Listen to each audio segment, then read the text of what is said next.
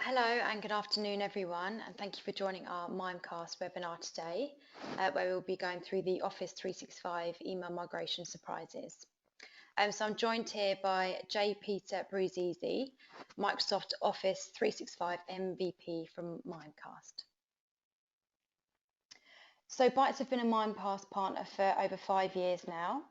We have the highest level of partner status afforded to Mimecast partners based on our revenue and customer base, sales and technical expertise. So we were awarded Growth Partner of the Year in 2014, and we have strong relationships across the board. So we use the Mimecast service ourselves and have in-house sales and technical expertise. We have some very happy customers across all industries, including legal, insurance, retail, public sector, and many more.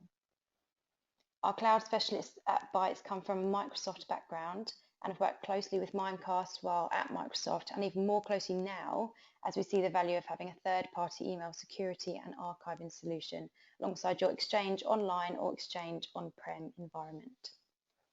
Okay, so I'm now going to pass over to JP to talk to you about the Office 365 email migration surprises.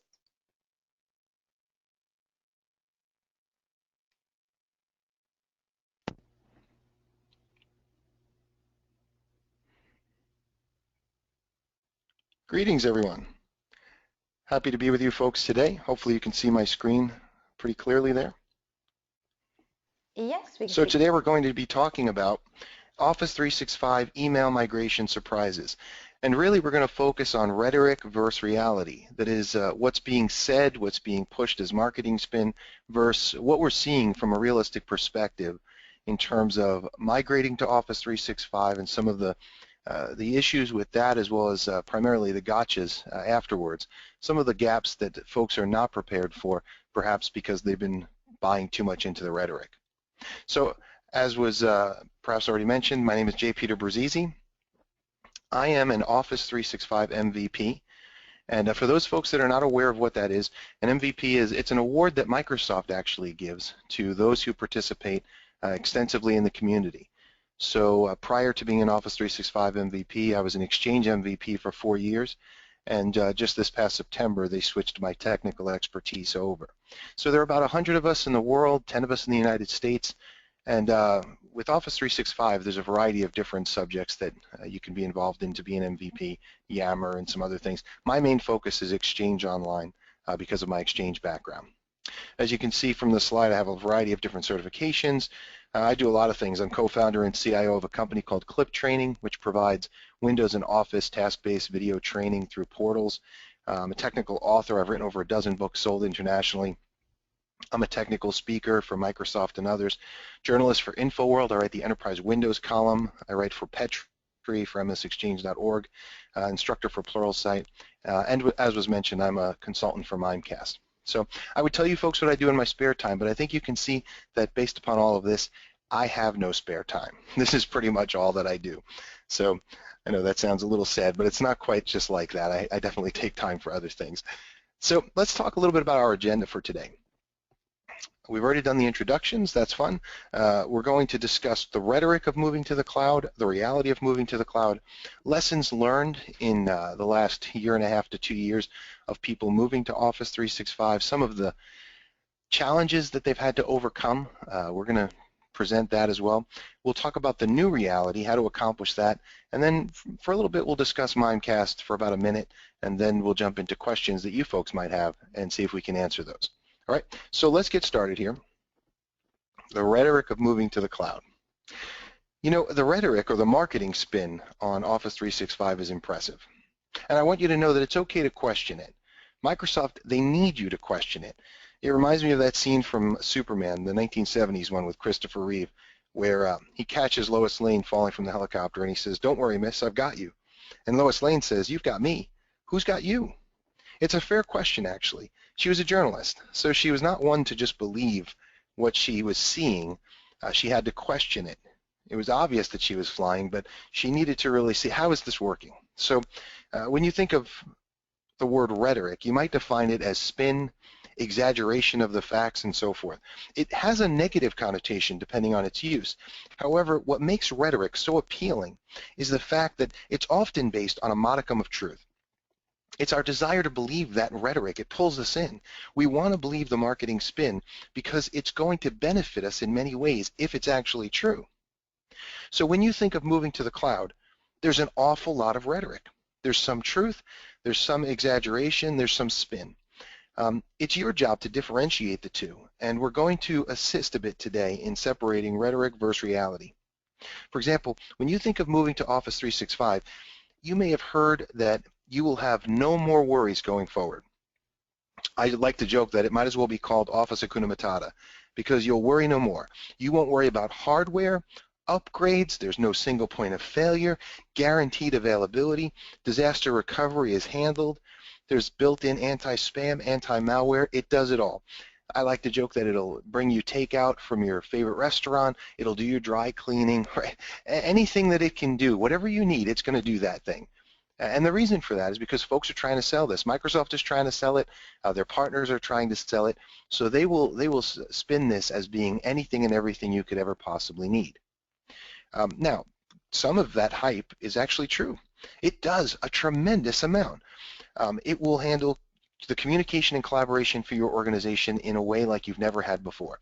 And that's why I love it. That's why I've jumped in and become an Office 365 MVP and promote it, because I think it will take organizations into the 21st century finally. A lot of folks have been stuck. They've been stuck for the last decade or so or longer on Office 2003 with Windows XP, and they're using old servers. They're not upgrading from Server 2003, Exchange 2003. There are a lot of things that have been missing in terms of the advancements that have been made over the last 10 to 12 years. But now here's an opportunity to go right from that world into a world where, depending on the plan that you choose with Office 365, you can have Exchange 2013, soon to be 2016, running in the cloud, SharePoint, Yammer, OneDrive for Business, all of these amazing features all together. And then on top of that, if you have the plan that allows you to have Office 2013, soon to be 2016, your people are up to date in terms of their software. So this is where the value of Office 365 is very clear, but it's very important to separate the reality from the hype. Now, let's discuss some of that for a little bit, because here's some of the no more worry points on the slides as far as availability guarantee, disaster recovery handle, things of that sort. Let's try and break this down a little bit. Let's start with post-migration surprises. Oftentimes folks make the move to Office 365, and it's only afterwards that they go, wow, that was a long process. I had to go through this migration process. Perhaps, depending on the size of your organization, you either did a cutover migration or you had to stage the migration. Maybe you set up a hybrid configuration and you moved mailboxes directly between your on-premises Exchange right into Office 365. Maybe to do that you had to upgrade some of your on-premises Exchange servers, because in order to set up that hybrid configuration you wanted to make sure that you moved forward to a point where you can make that configuration work. There's a lot of ways to do this. Maybe you got a third-party professional services team to assist you, or a third-party software tool like Code2 or one of these other tools to help you to migrate. So now you're there. You're there and you're looking at this and you're saying, okay, what am I missing? So let's go through some of the gaps that you'll discover post-migration so that these aren't surprises anymore. Maybe you haven't made that move yet and you're thinking, what am I going to hit when I get to the other side? Here are some of the things you should note. Backup recovery, deleted item retention, anti-spam, malware strength. Let's talk about these. And you'll note many of these surprises are coming from the fact that you've moved from an on-premises environment where you had more control of ecosystem solutions that you would utilize with your Exchange server, and now you might be buying into the rhetoric that it's all built in. So there's no longer a need for that ecosystem, no longer a need to bolt on a third-party solution like we typically do with an on-premises environment. But that's not accurate. And for those of you who are listening in, if you're an Exchange admin or an IT admin, you know what I mean by that ecosystem. When you deploy an Exchange server into, let's say, a greenfield environment, we're working in a company, they don't have anything. We deploy Exchange right in the middle there. It's up, it's running, it's working, it's great. Do we walk away? Do we say, okay, well, everything's built in, so I'm just going to walk away now? No. Typically, the very next thing you do is you start to implement best-of-breed solutions, best-in-class solutions, or really just your typical favorite solutions for backup recovery. So you set up a backup recovery solution. Perhaps you have an archiving solution. Perhaps you have a security solution. You have perhaps a monitoring solution. And maybe some of these things are Microsoft solutions, but typically they're third-party solutions in the ecosystem, and we bolt these things around our Exchange environment to create the perfect environment. But now all of a sudden we move to Office 365 and we say, yeah, they got it all. Yep, they got it. They got everything, the backup, and they've got the security. Yep, we're good. Is that really accurate? Well, it's not. So for starters, if you were excited about the idea that Office 365 would mean no more worries about disaster recovery, that backups will be handled, well, read the fine print a bit closer. They're handled all right. With Office 365, there are no backups. Office 365 uses native data protection to ensure availability of your existing data. Now, ultimately, the solution that's used, the technical solution that's used on the back end, is a database availability group solution, a DAG, with 4 passive copies kept in 2 different data centers, which is fantastic, really. But it's not, it doesn't do more than point-in-time protection of, it doesn't do point-in-time protection of your data. It does up-to-the-moment protection. And what do I mean by that? Well, this is availability that you might not necessarily even have with your on-premises environment today. The ability to have multiple sites, multiple servers, multiple passive copies of your data, it's a fantastic solution, so there's no knocking the solution. However, if you need to go back to a point-in-time restore, there's no backup. It doesn't have the ability to do that. You can't say, hey, we lost something 6 months ago. Our CEO deleted something. We can't find it. We need to jump back to a point in time, and we need to restore the mailbox. Or there's been a corruption of sorts, and we need to restore the mailbox. Microsoft will say, look, we don't do that. It's not part of what we do. So obviously, there's a place where you might want to have some third-party type solution to assist, because they're not doing it. And they don't say that they're doing it. So this is not a matter of there being some kind of a falsehood told. No, they're very open of what they do. Native data protection. They provide availability of your existing data. Now, there are ways to capture data or hold data so that it doesn't get deleted, but we'll talk about that in a moment. Deleted item retention is one of those ways. So if you think about deleted item retention, you might say, maybe that's how I'll avoid the whole problem over backup recovery. I'll just up my deleted item retention. I worked with one company who said, you know what, we're just going to set our deleted item retention to 365 days. Now, for those of you, thinking, well, what's deleted item retention? This is basically where if an individual deletes an email, and it doesn't just go in their deleted items folder. That's something that's still part of their mailbox. But if they literally get it deleted out of there and it becomes something that now is going to be gone forever, there is the ability, an invisible deleted item recovery folder in recoverable items that basically will hold that email for a period of time. And the end user can actually still pull it back themselves. They can get it back. By default, in Office 365, it's set to 14 days. Well, in Exchange on-premises, it's set to 15 days. I don't know why there's a difference in the amount of days that's set. With on-premises, you can set deleted item retention to over 24,000 days, right? So that's the kind of flexibility we have with an on-premises Exchange server. With deleted item retention in Office 365 currently, and they may change this going forward, but currently you can do a remote PowerShell connection into Office 365 and you can up it to 30 days. That's the maximum. So if you're thinking that you're going to bypass the backup recovery issue by upping your deleted item retention, well, guess again, 30 days is your maximum. So again, there's where knowing the technology, knowing what the limitations are in Office 365, the gaps, that can help you to make better heads or tails of the rhetoric versus the reality. Another important consideration is the level of security that you have with Office 365. So with an on-premises environment, most of us factor in some kind of either a cloud-based security piece or an appliance, something to keep our organization as safe as possible.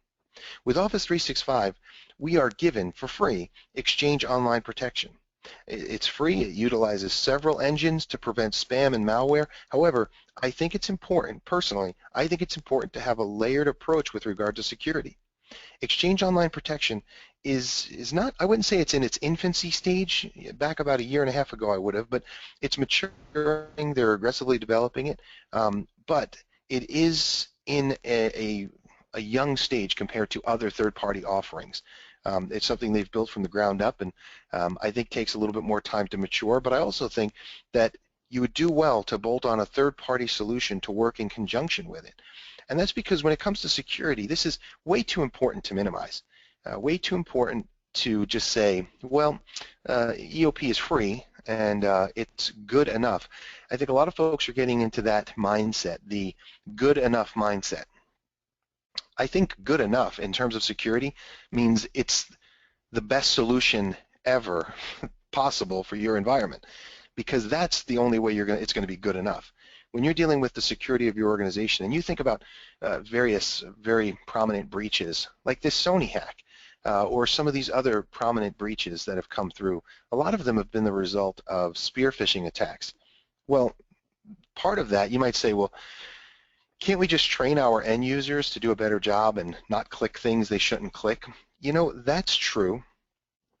That's something you might want to, try to focus on, is improving with training the ability of your end users. However, when it comes to spear phishing, there's something, it's a lot more, maniacal than just regular phishing. With regular phishing, you can teach somebody that if they get an email from Dinosaur Bank saying, hey, give us your social security number, not to do that, right? You can teach them not to click those links. But when it's an email that looks like it came from someone internal, perhaps their boss or someone that is higher up on the chain, and when it says just the right things, it's almost impossible to get an end user not to click on the link. Now, I'm going to be a little bit revealing here, not to embarrass myself, but this is just me being honest with you, who are, you folks that are tied in. I wrote an article for InfoWorld a few weeks back. It was about this very subject.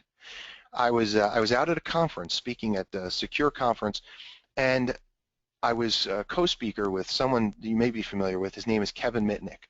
Kevin Mitnick is a world-famous hacker. He was captured by the FBI. He went to jail because he hacked the FBI. So he wasn't a malicious hacker. He did it partly for fun, partly to expose weaknesses and so forth. And now he's one of the good guys. He helps organizations to find and poke holes in their security.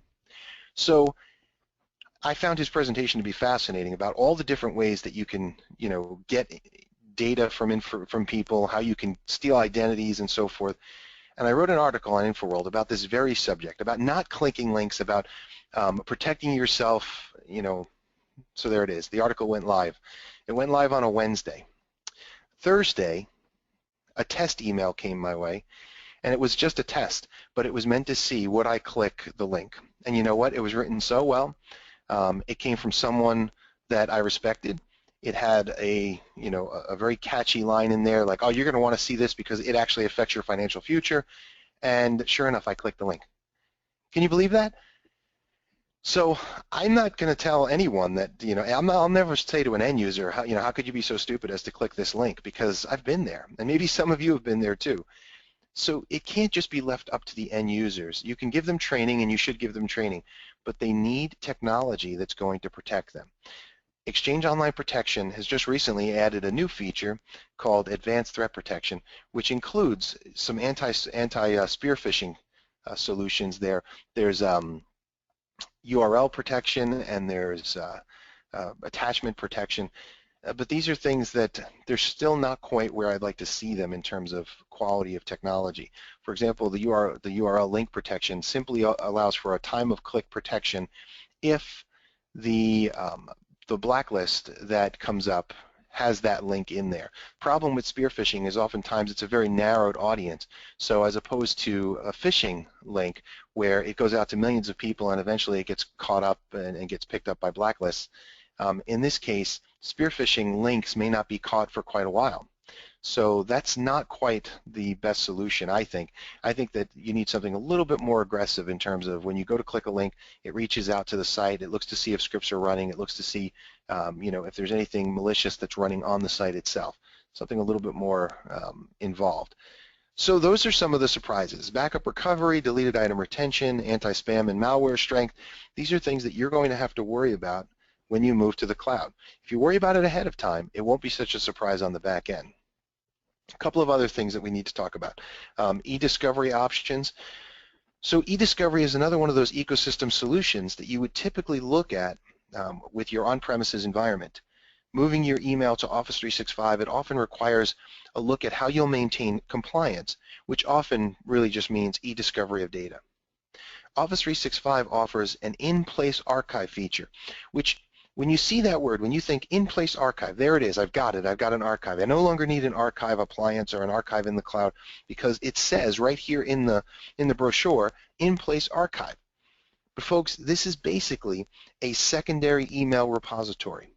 I call it a PST repository for an alternate data location within your inbox. It's a good solution. It's just poorly named. It gives this false impression that you have a real archive when you don't. It's a great solution if you're looking for a place to put PST files. And it's actually an even better solution on premises because it gives you the ability to do that right within your Exchange on-premises solution. In the cloud, it's somewhat redundant to have your inbox and then have a separate in-place PST repository archive folder, and you have your data separated that way. But we're not going to go too deep into the technology of it and which one benefits more. But when you look at that, you say, okay, is it an archive? Well, it's not an archive in the traditional sense of the word, or even the modern sense of the word.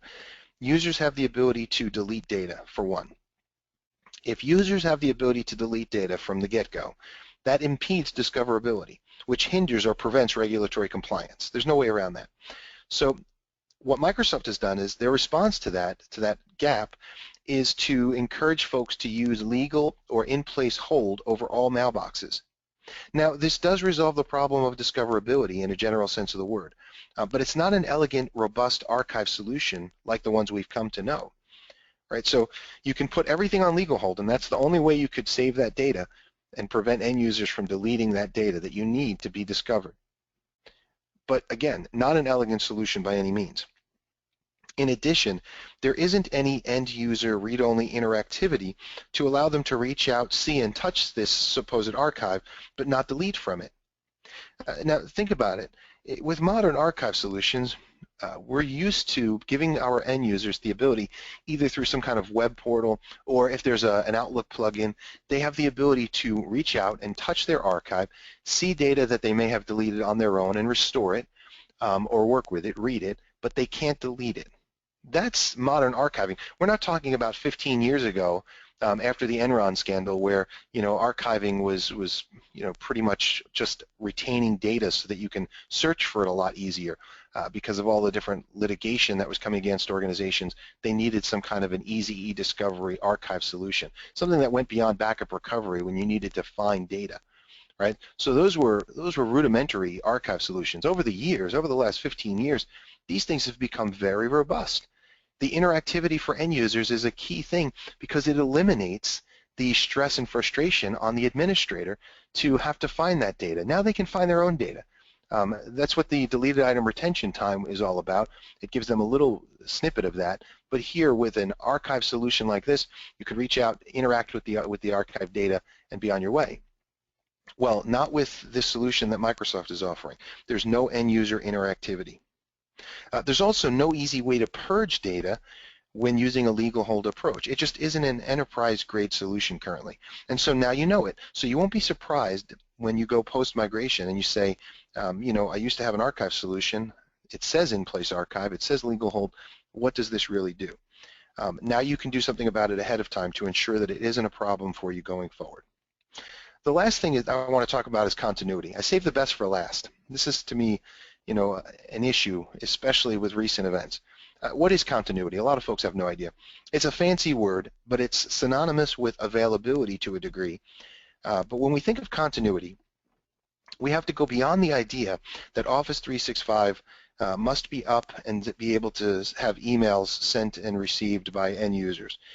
We have to look at the entire solution, and we need to require more in terms of availability. Access to more than email, but also to admin consoles, to archive data, to DLP policies and such. Think about this. If a security requirement comes up that requires an immediate adjustment of a policy, and you can't access the admin console to affect that change, it means nothing that the end users can send, it means absolutely nothing to you that end users can send or receive email if you can't secure that email. Your environment may be at risk.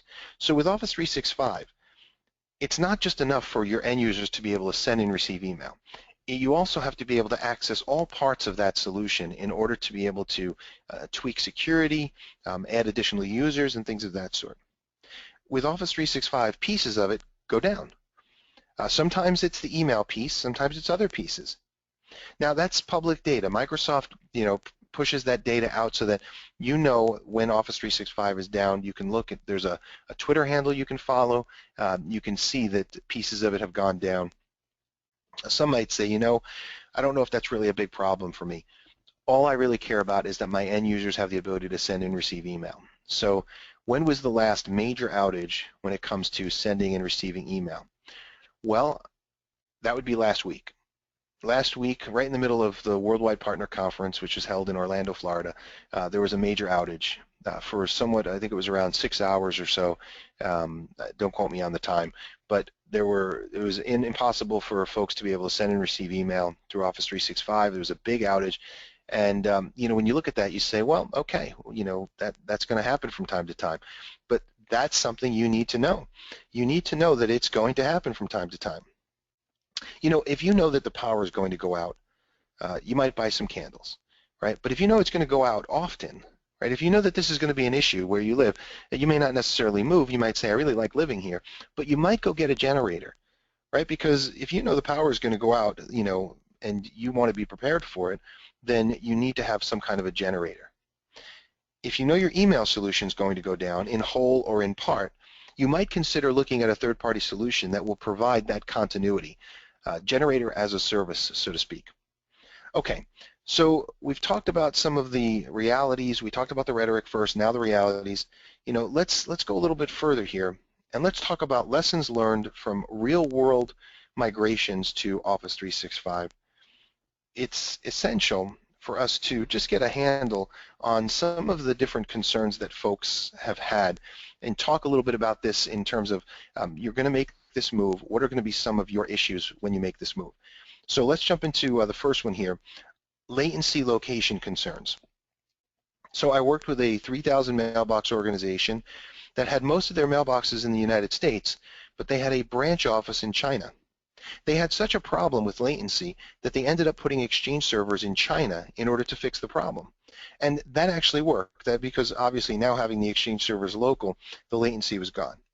But now that they were considering the move to Office 365, they were concerned because they knew that the data center would most likely be in the United States, and so those end users in China would have that same difficulty again with latency.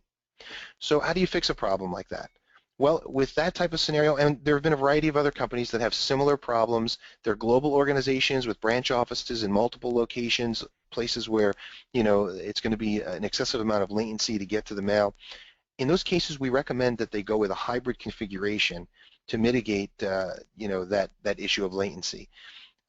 With the hybrid configuration, they'll migrate the mailboxes that are best migrated for that data center, but ultimately they'll leave servers in the locations. Like in this case, they had the hybrid configuration, but they left servers in China until circumstances are different. Either until mailboxes can be split to a secondary, closer data center for those folks that are in those other locations, or until the latency is no longer an issue. So that's just a matter of infrastructure. Once the infrastructure is in place to allow for a lack of concern over latency, global issues like that. And there are companies that I've worked with, like South Africa.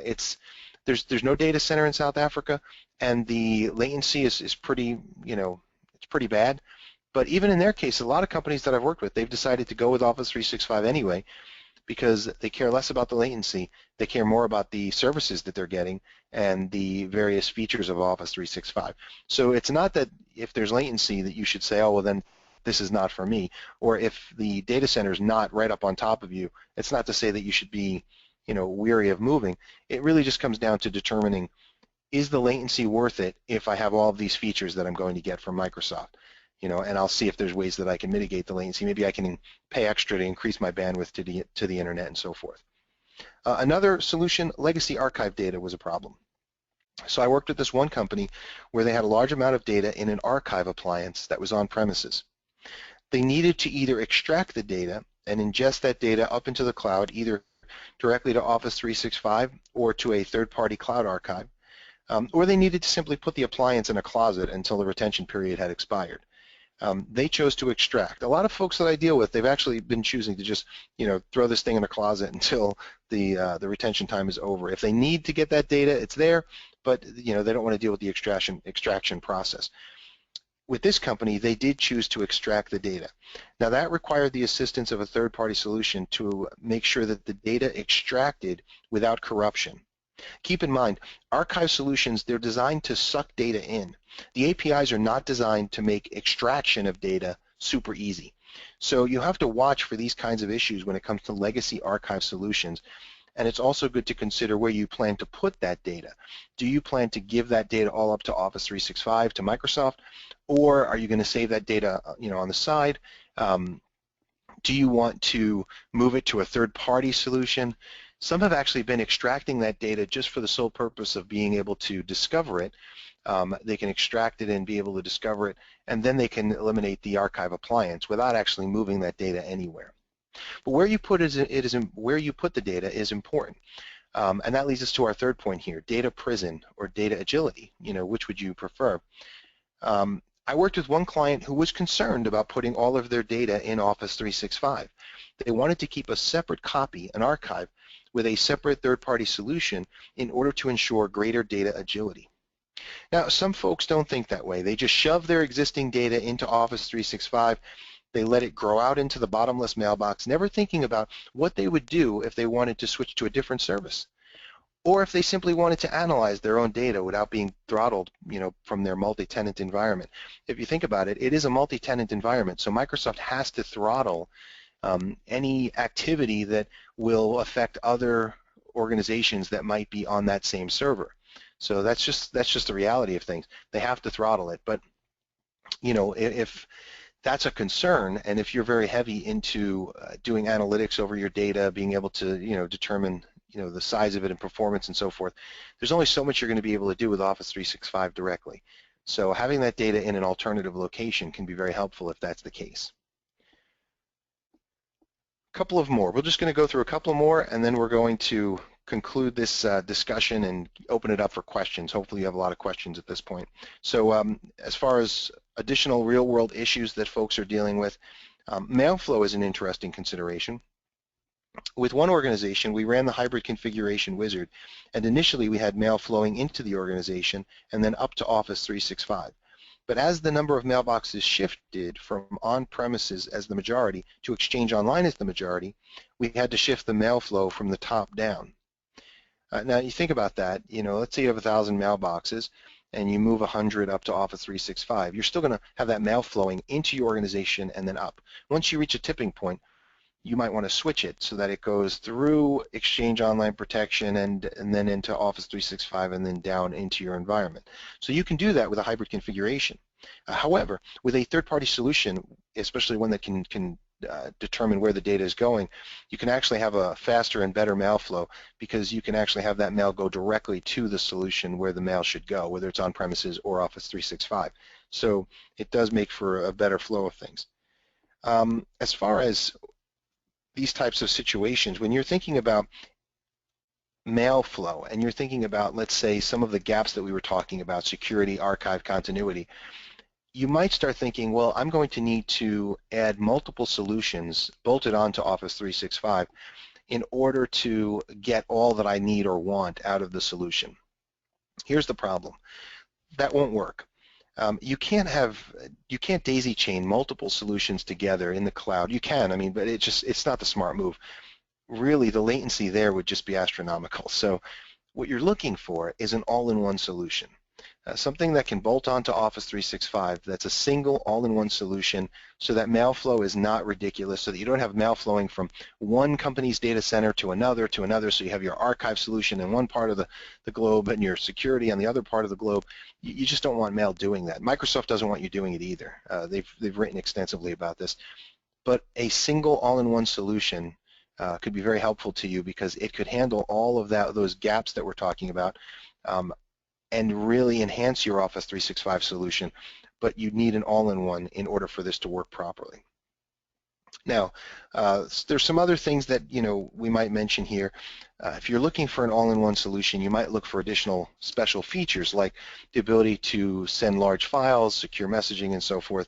And ultimately, if you're going to go with a solution, you want to have that solution be as robust as possible. So we're going to talk about Mimecast in a little bit. That's obviously where this is all going, this conversation. And you'll see that Mimecast is the solution that can handle all of these issues.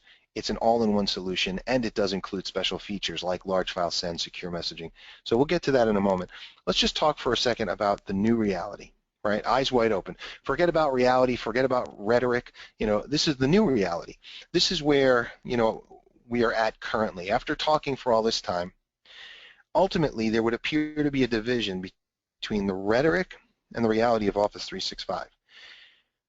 Well, to some degree that's true of all things, isn't it? The reality doesn't live up to the hype. But here's the exciting part. We already know Office 365 is an amazing solution with a bevy of solid features.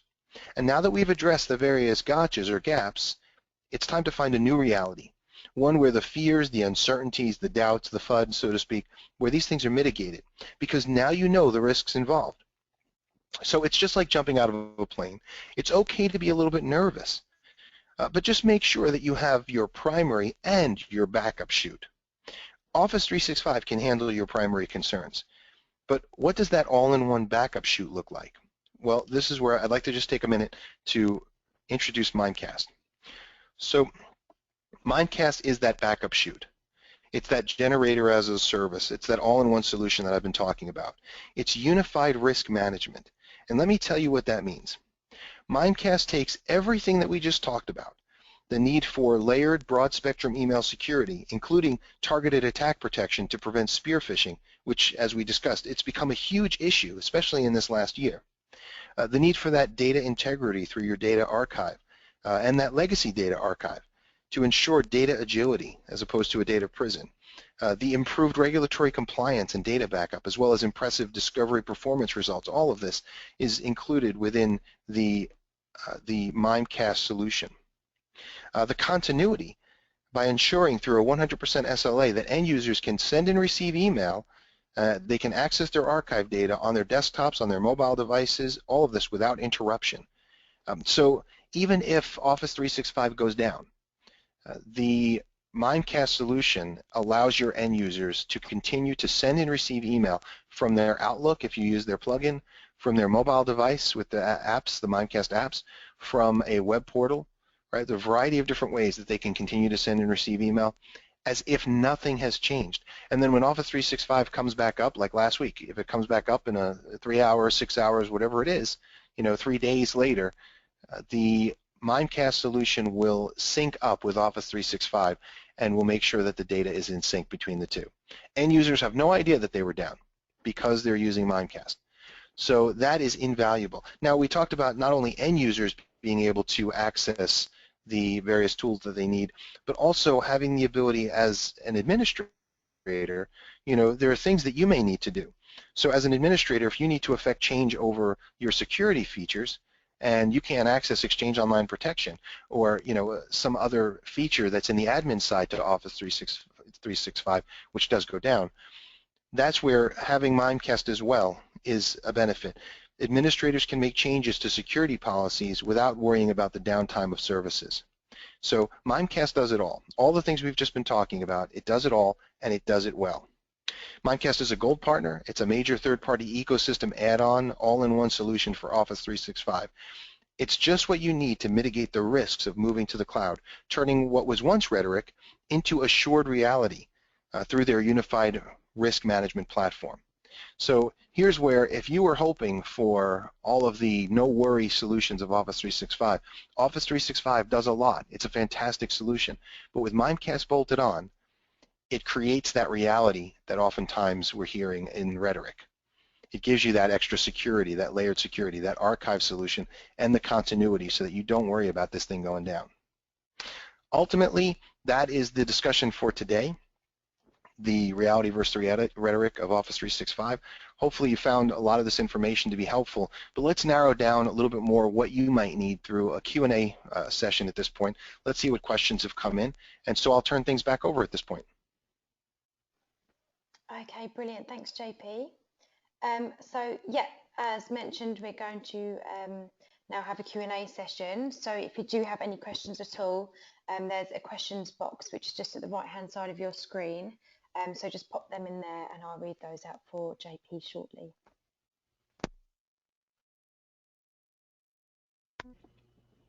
You know, while we're waiting for questions to come in, a question that oftentimes does come up is this supported? Does Microsoft support this, you know, having a third-party solution bolted on and so forth?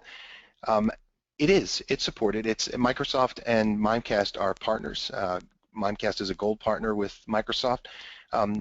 And I've seen it work with companies that are, you know, anywhere from, you know, 100 people in it to thousands of people in it, where the Mimecast solution bolts onto Office 365 with no problem and then extends or enhances what Office 365 can do. So it's an absolute approved solution. The way it works is you have MX records and you point the MX records to Mimecast, and so all mail flows in and out of the Mimecast solution for security scrubbing, for archiving, and so forth, so that everything gets archived if you choose to use that. And that's the other thing. It's not that you have to choose all of the features. You can buy these features a la carte, but you know, having that mail flow through them gives them a lot more flexibility in terms of being able to archive the data, secure the data, and so forth. Okay, so we have some questions. So the first one, this is from Simon, who said, we are a global operation with the main office in the UK and large branch offices in Ireland, Australia, Dubai, Japan, and America. Would it be recommended that we go with a hybrid solution? Well, yeah, absolutely. Well, to start with, you'd probably want to start with a hybrid solution anyway, depending on the migration strategy you're going to take up.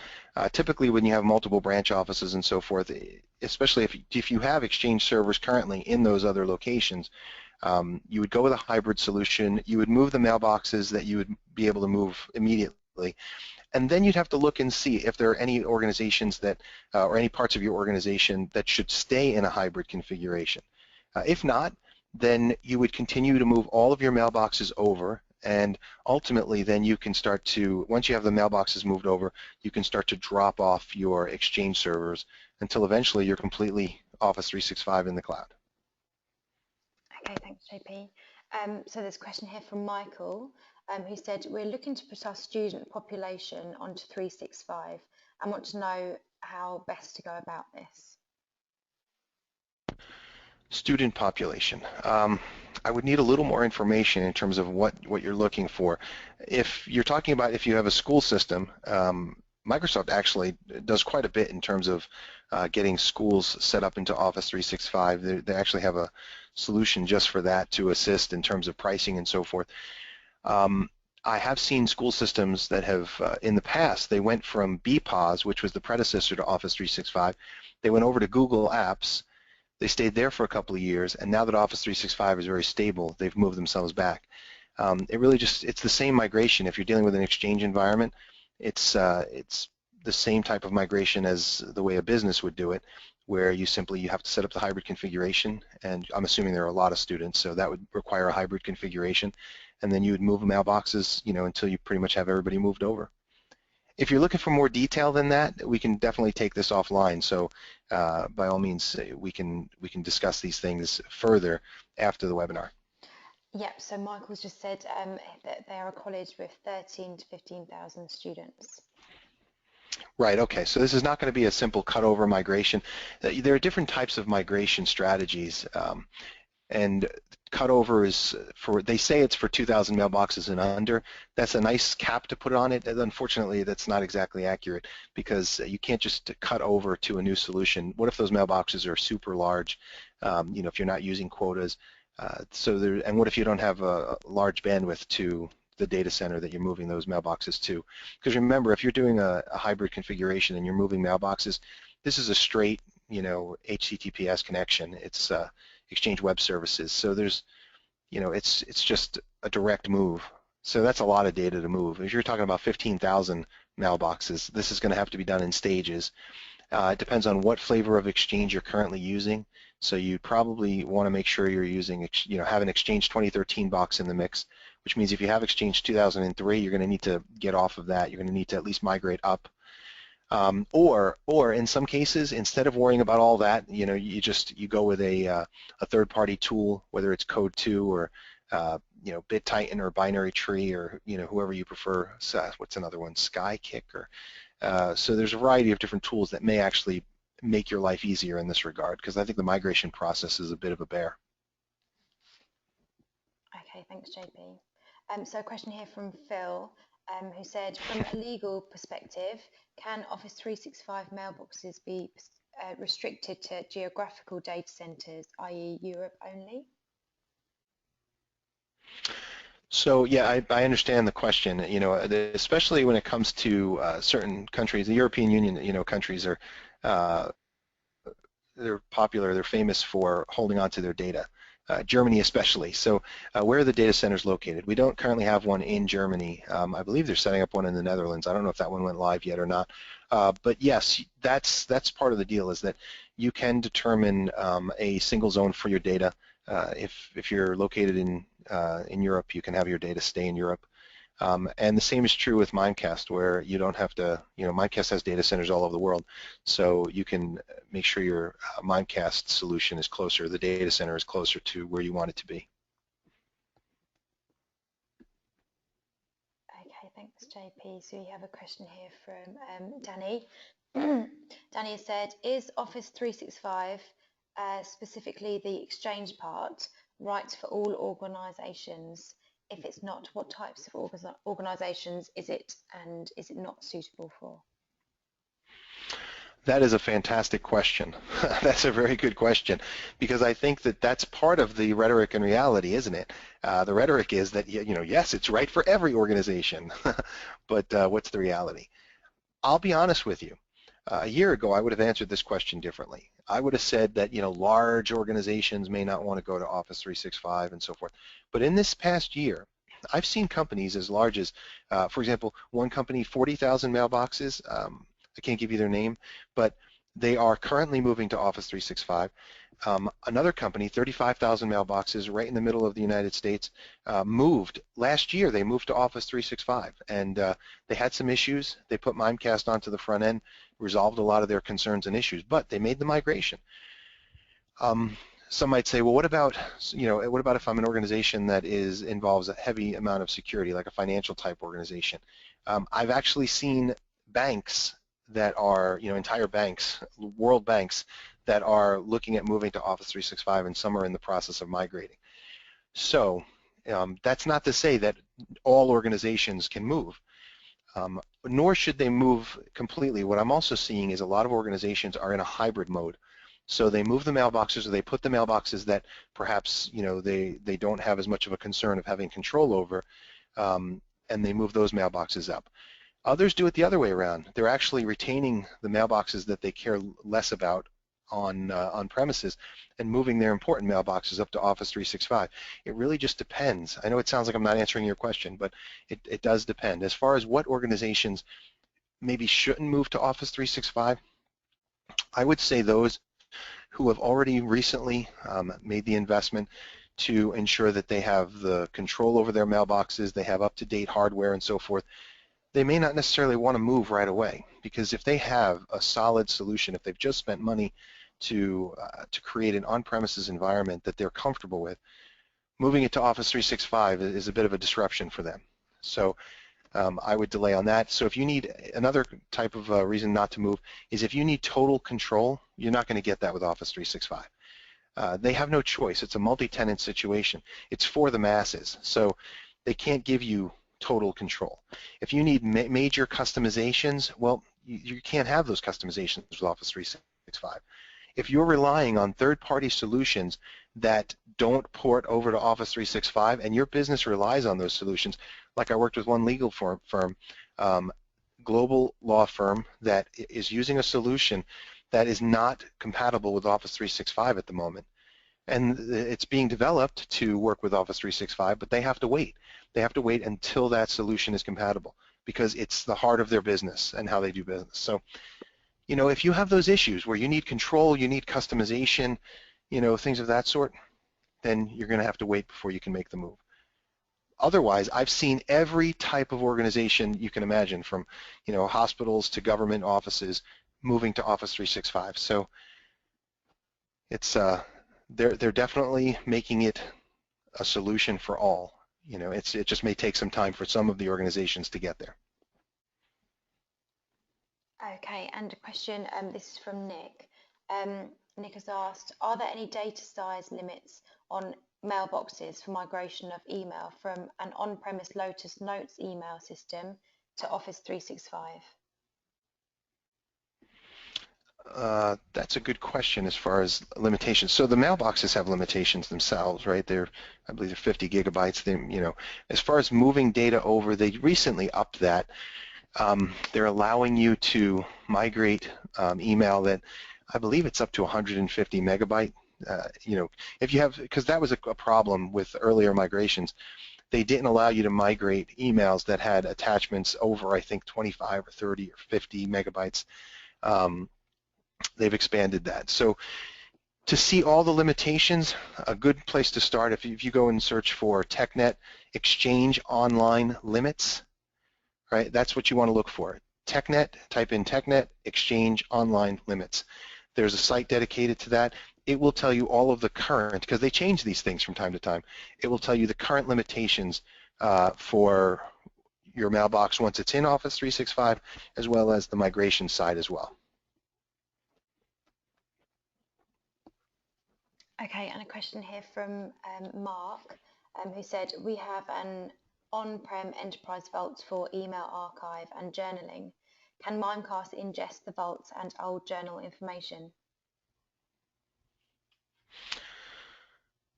I believe it could. I mean, so I'm a consultant for Mimecast, so I don't get into the nitty-gritty of how they do things or what they do. I'm an Office 365 MVP, so I'm a bit of an independent in that regard. When I come in and consult with Mimecast, it's more on the Office 365 side. So we'd have to ask Mimecast exactly what they could do, but it sounds like, you know, what you're asking is doable. I don't think it'd be a problem. Hey, JP, can you hear me? Yep. Hey, this is Jimmy. I'm a Mimecast partner account manager working with That's perfect. So yeah, I'll take this one. So yeah, absolutely we can. We migrate EV all the time. There's a couple of options. We can the customer can extract the data, or another party can extract the data from EV and give it to us to ingest via FTP would be the recommendation in terms of the way to do it. We can also send hard disks as well. But alternatively, we also have a professional services team at Mimecast that can extract the data for the customer. Obviously, the way that different archiving solutions compress and dedupe and do all the services that they do in the data, it's very complicated. So sometimes it really helps to have a professional services team do it. There's many independent companies that do it, but we do it as well. So there's a couple of options in that regard. Fantastic. Good to know that you're there in case there are additional Mimecast questions I can answer. It's like, no problem. Hey, I've got support. This is fantastic. Thanks, Jimmy. Okay, so a question here from Michael. So Michael's asked, if a customer already has existing third-party security and archiving products with existing contracts, so not Mimecast, would the recommendation be to utilize these with Office 365 in a hybrid setup and then consider Mimecast at renewal of those products in a few years' time? That's a good question. I mean, those are questions that I think folks have to consider. They're not necessarily technical questions, but But that being said, if their solutions are working in a hybrid configuration, so let's say you currently have an appliance and you have, let's say you have a security appliance and you have an archive appliance and so forth, and you have your mail flow coming into your environment and then going up to Office 365.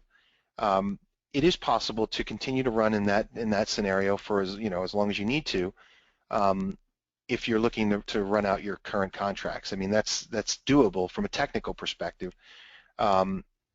If that's a concern in terms of, hey, this is going to hold up our progress, then I would look to go outside of the, it's not that you would go back on contracts, you'd still have to make sure your contracts are solid, but I would look to make the move anyway to Mimecast if that's the plan that you're looking to go for.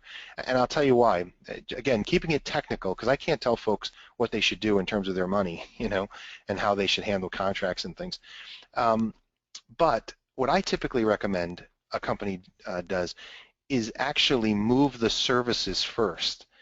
So imagine the same scenario where you have your on-premises environment. Let's say you haven't even started with Office 365 yet, and you've got your security appliance and you've got your archive appliance and so forth.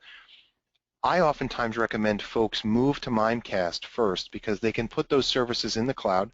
They can put their archive and security and continuity in the cloud because we've been talking about Mimecast for Office 365, but I should mention that it offers the same fantastic solutions for on-premises Exchange. So, I mean, and that's what it's done for years. This is a company that's been around for 12, 13, 14 years. I can't remember the exact dates, but they have mainly been working for Exchange on-premises for years. It's only with the popularity of Office 365 that they've ported their solutions, to handle Office 365 issues. It was almost like they had I like to say it's like they had a magic 8-ball because they actually created a solution, security, archiving, continuity, that addresses the exact gaps that Office 365 has, security, archiving, and continuity. So it's sort of like they had a vision of the future, 12 years ago when they started. And it's built completely in the cloud. So my recommendation typically, if you're looking at this, and saying, what am I going to do first? I recommend folks move their services to Mimecast first before they actually move any mailboxes to Office 365. Not that you can't do it after the fact. You can certainly do it. You can do it in the middle of a migration or at the end of a migration. But the value of moving to Mimecast before the migration is it might really help when it comes to your migration strategy. Because what you can do is, if you know you're moving to Office 365 in 3 months, 6 months, whenever it is, you can set up Mimecast, you can have their archive solution in place so that the day you make that move, that data is already available in their Mimecast archive. So now, instead of folks having to wait for their most recent data, 3 months, 6 months, typically you would say that that's the data they would need. They don't need email from 10 years ago, let's say. They need what they've been working on for the last 3 to 6 months. So if you're able to move your services to Mimecast first, before you actually make the switch over to Office 365 or while you're in the process of doing that, it's a lot smoother for the end user. The end user has access to that data immediately. And then, of course, if you want to ingest the rest of their data up to Mimecast, you can do that over time. You can actually send them a hard drive, and they'll ingest it directly into the data center. So, that's something that can happen on the back end. But you can have your people up and running in Office 365 pretty quickly. So that's my recommendation. So other than that, I was going to say, from a Mimecast perspective, we see customers doing that a lot, typically as well. In fact, that's how Bytes uses the service. Bytes was an EV customer, and Bytes has effectively stopped using EV and uses that for the historical emails, and uses Mimecast now and will ingest that at a later point. And a lot of customers do that simply because when you have an on-premise archive, whether it be EV or Xantaz, it is a project in of itself to ingest and extract and all the other stuff. So it's easier to get the service up and running first, get that working, and then when you're ready, when you have the resources, get the legacy data out of that archive at a later date. Yep, that's the way I would do it too. Okay, thanks guys. So a question here from Gurdeep, who said, once you move mailboxes to cloud, can the hybrid service be decommissioned? If yes, is there any impact on end users? Okay, so that's a good question because, again, I'm seeing a lot of folks that are running in a hybrid configuration. And once you set that up, it's almost like you run indefinitely in that mode unless you decommission all of your Exchange servers. So yes, in other words, there is an end game here. You can decommission servers all the way down to the point where you end your hybrid configuration, where it no longer becomes valuable. The reason you set up the hybrid configuration to start with is not just to migrate mailboxes, but because it gives you the ability to have a bit of a connection between this whole other Exchange organization in Office 365 and your on-premises Exchange organization. It gives you the ability to have that global address list between the two, so that it allows for a little bit more cohesiveness between mailboxes that have moved to the cloud and folks that are still on premises, so that they can still act and work as one organization. In addition, for the administrator, it gives you the ability to administrate both through the same Exchange Admin Center, so there's a connection there. But yes, once you've made the migration of the mailboxes and you decommission the Exchange servers, that hybrid configuration no longer is available. So there is a way to slip out and an end game. However, I'm currently seeing a lot of folks that are keeping the connection because they want to ensure that in the event they ever did want to move mailboxes back down, they can do that. They're also keeping the connection because there are some limitations with Office 365. For example, a journal mailbox, you can't journal to Office 365 mailboxes. That's against the rules. So they're keeping their on-premises in order to have a journal mailbox on premises. So there are a lot of reasons why folks are keeping that hybrid configuration. Even if they could drop it, they're holding on to it. So yeah, but the answer is yes. I should have just, yes, the answer is yes. But there are reasons why folks are maintaining that hybrid environment. Thanks, JP. So Lydia has asked, do you see organisations use two-factor authentication with Office 365 Exchange? If so, how frequently? So I'm going to say no, I don't see that. I wish I would see more of it. I think that there are a couple of problems. First of all, multi-factor authentication can be a pain because the end users, they feel like, this is more work, right? So the security actually is more work. I think if it was their bank, right, where they have to do multi-factor authentication for their banking information, they're okay with that.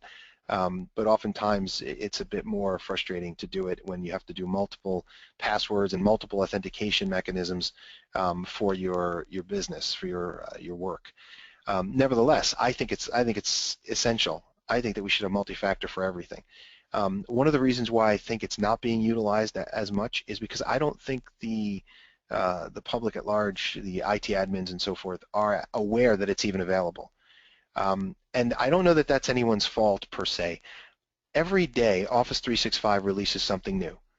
Just yesterday, they announced that you can work with IFTTT, or what is IFTTT, which is a service that allows you to connect, if-then type solutions. Like if I post something to Instagram, I want you to save it in Dropbox and things like that. I wrote an article about it today for InfoWorld. Today they're going to announce something different. Tomorrow they're going to announce something else. So it's hard to keep up. It really is. But multi-factor authentication, I think it was in February, they made a big deal about posting about that. They talked about it at Ignite in Chicago, Microsoft's North American, their largest tech conference in North America. I'm not seeing it as often as I'd like to, but I think it's just a matter of getting the word out that it's available and having IT admins try it within their organizations, in order to improve security. Okay, and a question here from Ben, who's asked, what plans do Microsoft have to align Office 365 accreditation with the new government security classifications in the UK, e.g. Office 365 accredited to official level as opposed to IL2? That is a fantastic question. I have no idea, to be honest with you. I don't know what plans Microsoft has with regard to aligning themselves with those types of specifications in the UK. It's not something that's in my wheelhouse. Okay, so we might be able to take that offline after the webinar. And Leslie here has asked, what are the advantages over using Mimecast at the front end versus doing it as a secondary project at the back end at a later date?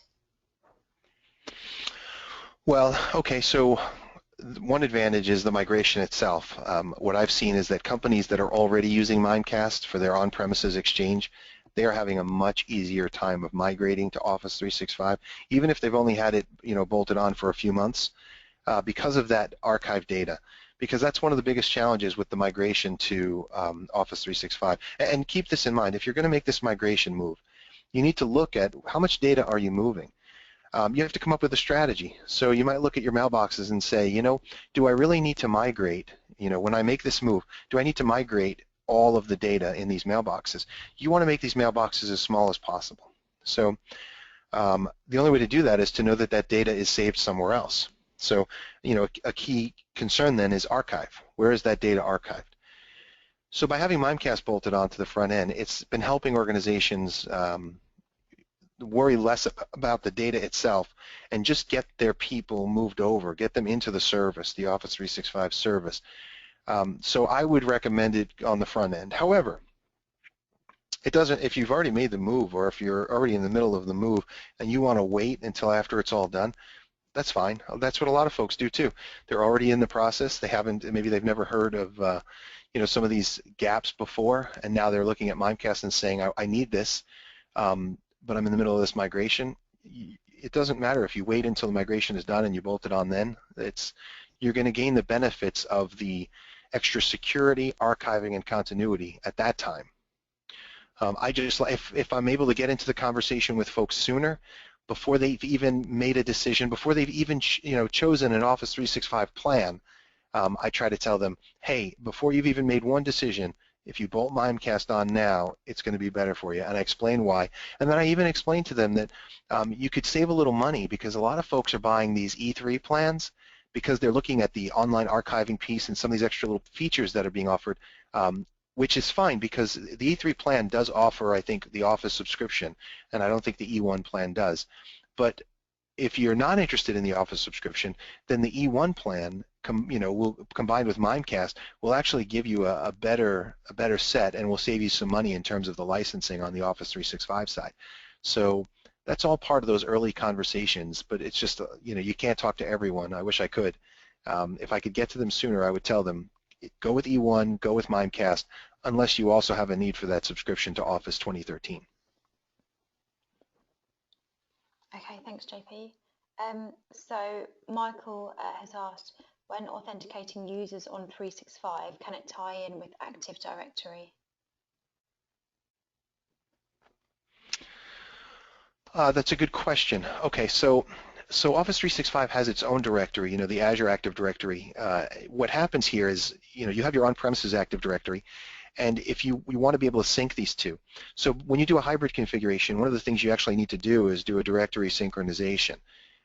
This is not a direct link between the two directories so much as a copy and paste of synchronization of credentials so that folks have the ability to have that directory synchronization of what they have on premises and what they have in the cloud.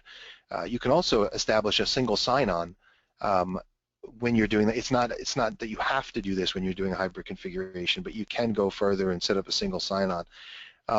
There's also third-party solutions that are very good when it comes to giving you even more than that, a connection between the different sign-ons for Active Directory and Azure Active Directory and maybe some of your other third-party tools that you need. There's Octa, there's Centrify. So identity management has actually become a very big topic when it comes to Office 365 because of this very question as far as, you have your Active Directory on premises, you've got Azure Active Directory, you might have all sorts of other security issues in play. How do we make all this work together? So that's a big topic, but hopefully I don't know if I've answered your question, but hopefully I've given you something to think about in terms of your question. Okay, so this one's from Mark.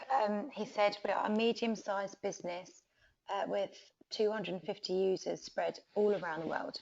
Presumably we cannot have some 365 cloud mailboxes located in Europe for European users, and for Australia, for instance, use local Microsoft or Mimecast data centers for their mailboxes, therefore avoiding the latency issue.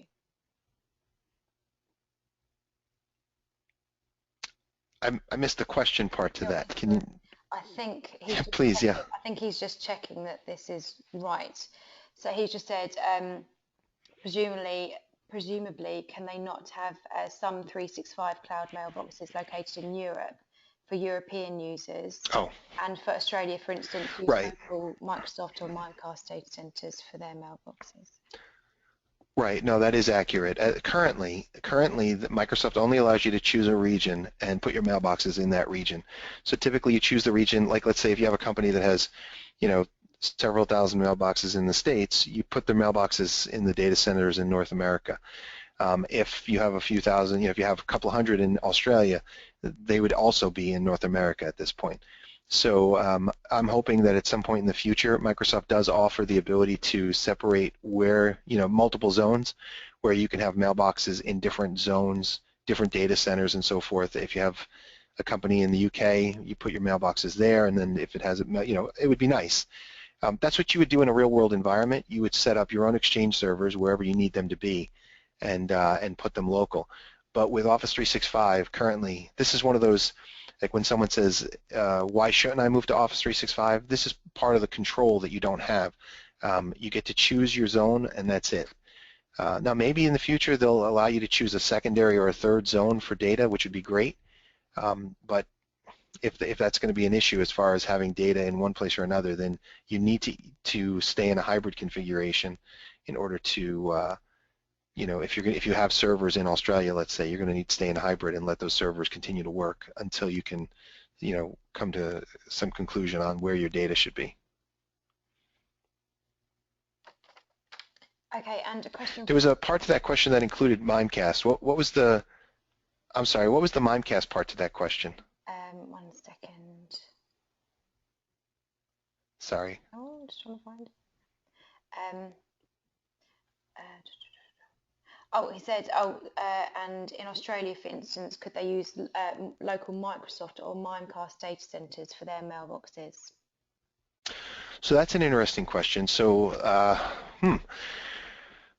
that's a very interesting question. I don't know that I know the answer to that in terms of if wherever the Mimecast data centers are located, could they go through those data centers because the EMX records do point to the mailboxes? Could they get their data from the Mimecast side directly? I would have to think about that and get back to them on that. That might be an interesting solution. Okay, yep. So Mark, we can follow that up with a call or an email later on today. So I have another question here. So this is from Andrew. Andrew has said, we have Outlook 2010 clients with custom add-ins like document filers. Can these be replicated in 365 Mailbox client?